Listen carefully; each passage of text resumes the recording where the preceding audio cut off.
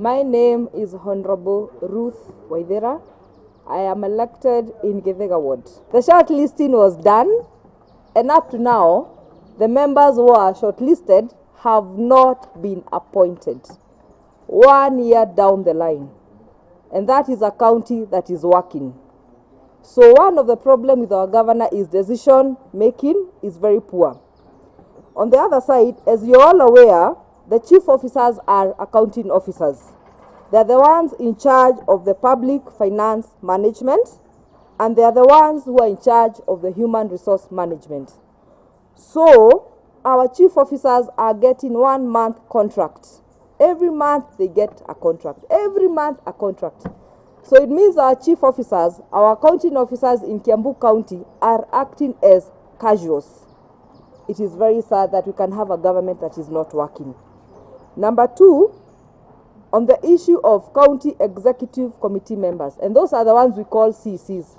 The CC Roads resigned, was not able to work with the governor. He resigned and went home. The CC Education resigned and went home. The person who is acting, the CC Roads, used to be there during Waitito's time. This assembly has not vetted that person. The issue of roads is very dire in our county, and the governor doesn't have a CC who is competent. So today we are asking the governor, Wamatangi, can you give us CCs who are working so that we can be able to deliver our services to the people at mashinani level? About the issue of the county secretary, whose contract had been extended. A very nice guy, Dr. Martin Jogo, but he was unable to work with the governor. He resigned.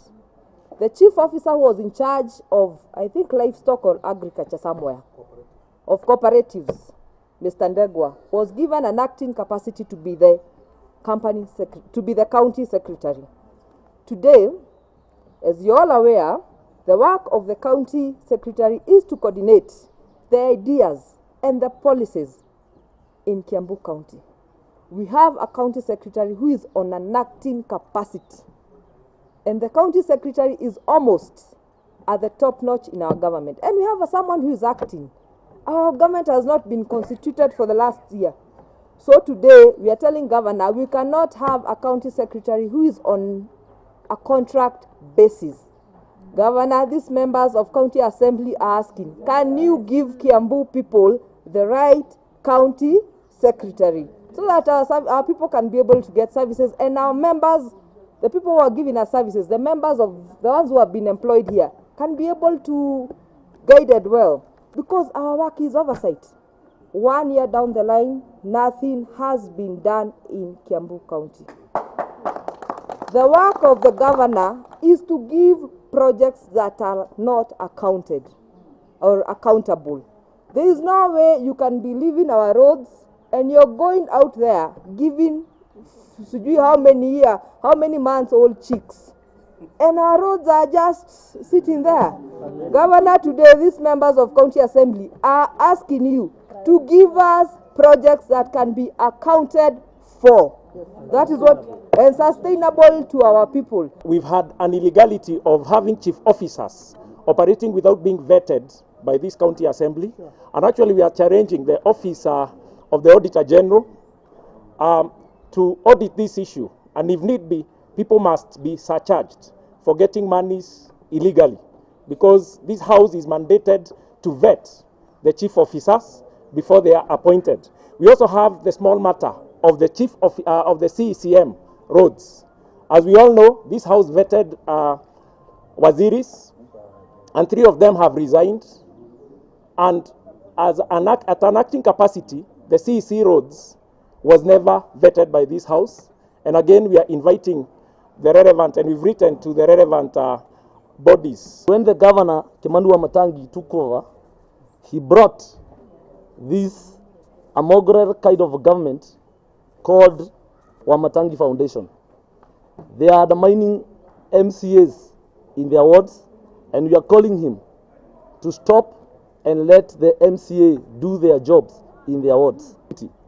We have seen Governor Wamatangi working as a one-man show government, that he's the one who decides what to be done, where, and each and every department he's hands-on. that even you cannot ask a chief officer, roads, to give you a grader. You have to report to Wamatangi's office. We are saying this is not the way Kiambu should work. There is a case here in Kiambu. There is one man by the name Daniel Kuria Ngario Masharia, alias Dante. He is Wamatangi's personal assistant, for that matter. This is the man who has been intimidating every member of this assembly. He has gone further even to intimidate the CECs, that you cannot see Wamatangi before you call Dante. He has gone further, even carrying unlicensed gun. Last week, all of us, we were in Casa Games in Nakuru. It is being told that the man was following some of us who are seen to have dissenting voice in this assembly. We had to hide ourselves in Nakuru for fear of this man called Dante. Dante is one man known to have a case of murder in court. Sure. And we are calling the DCI. We are calling the DCI to investigate whether this man is a licensed gun holder, because he is going around with a gun and you cannot tell him anything. So the DCI, we are calling you so that this member should stop threatening our members. The EACC and the Auditor General to corroborate and do a forensic audit of all the procured projects and programs in this county of Kiambu. I.e., or for example, there is a chicks. They are distributing chicks. A chick is going for 100 shillings in Karo in Naivasha, but in papers it is going for 1,000 shillings. There is maize distribution that will happen early in April. What we are saying, the distribution of maize, you see many lorries, maize seeds. You see the distribution of the lorries, 10 lorries, taking some few bags to a certain ward. This is wastage of resources, and we are calling Governor Wamatangi to stop this wastage of resources.